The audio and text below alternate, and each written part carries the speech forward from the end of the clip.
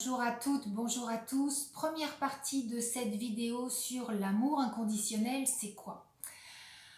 Alors, pour la plupart des gens, quand on parle d'amour, en fait, ils pensent au sentiment amoureux, ils pensent à l'attention qui est dirigée vers la personne aimée, donc dirigée vers l'extérieur de soi.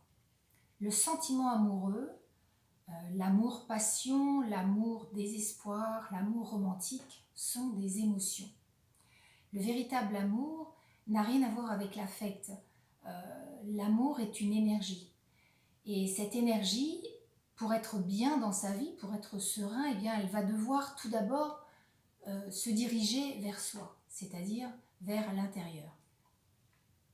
Cette vision des choses peut sembler impensable à certains d'entre nous, parce que nous sommes verrouillés dans une tradition, je dirais, judéo-chrétienne, qui dit que s'occuper de soi est une attitude égoïste.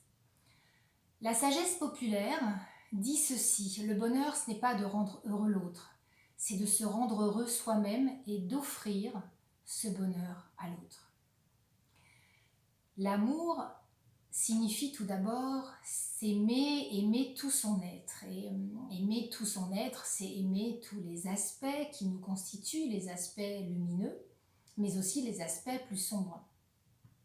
Alors il est assez facile d'aimer les aspects lumineux que sont, entre autres, l'honnêteté, le sérieux, la fiabilité, le courage.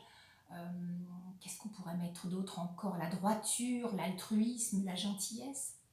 Il est en revanche plus difficile d'aimer et de reconnaître ses colères, ses défauts, ses mensonges, l'envie ou la jalousie dont on peut faire preuve, ou les jugements, l'agressivité verbale aussi en fait partie, le manque d'humilité ou le manque de générosité dont on peut faire preuve. Et puis il est aussi difficile d'aimer son corps et ses imperfections. L'amour, c'est aussi le moment où quand on regarde quelqu'un qui nous met en colère, eh bien on l'aime. On l'aime parce qu'on se reconnaît en soi.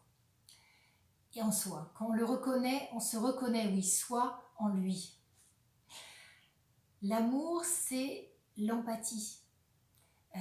L'autre est un reflet, l'autre est un miroir. Et quand je parle de ce thème, je pense toujours à la malachite. Alors je vous en ai apporté un beau morceau ici de malachite, cette magnifique pierre verte qui permet de saisir en fait l'importance de l'effet miroir que représentent certaines situations ou certaines rencontres dérangeantes un petit peu dans la vie.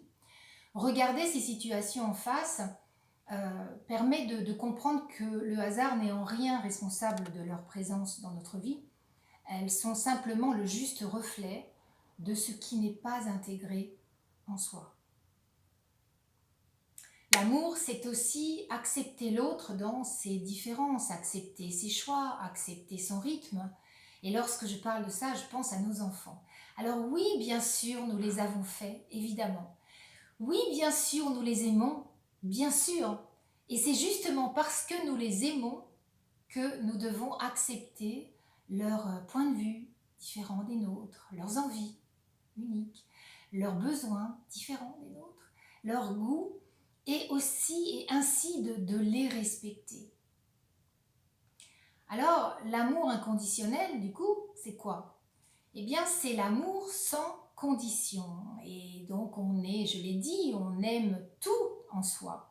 On aime nos travers, on aime nos manques, on aime nos difficultés, nos coups de gueule parfois, notre mauvais caractère. Et puis, on sait en rire. Du moins, on sait sourire de nos travers, de nos erreurs. On fait aussi preuve d'humilité pour reconnaître ces travers, justement, lorsqu'on est dans l'amour inconditionnel, l'humilité. Sinon, si on n'est pas humble, on va rester le cœur fermé. On s'accepte tel que l'on est, dans son imperfection. Vous savez, un truc, il n'y a rien de parfait dans l'imparfait. Et pourtant, tout est parfait dans l'imparfait. Et il n'y a rien de parfait dans la nature. On s'apporte de la bienveillance, on s'apporte de la compassion, on devient son meilleur ami, on fait de son mieux, on arrête l'auto-jugement. Et puis on lâche prise sur le résultat, c'est-à-dire qu'on laisse la vie, on laisse l'univers décider de ce qui est le mieux pour nous. Voilà pour cette première partie de vidéo. Je vous poste très rapidement celle-ci, bien sûr, et ensuite la deuxième qui consistera en quoi?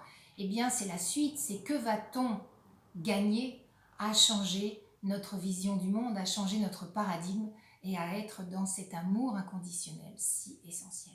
À très vite pour la suite.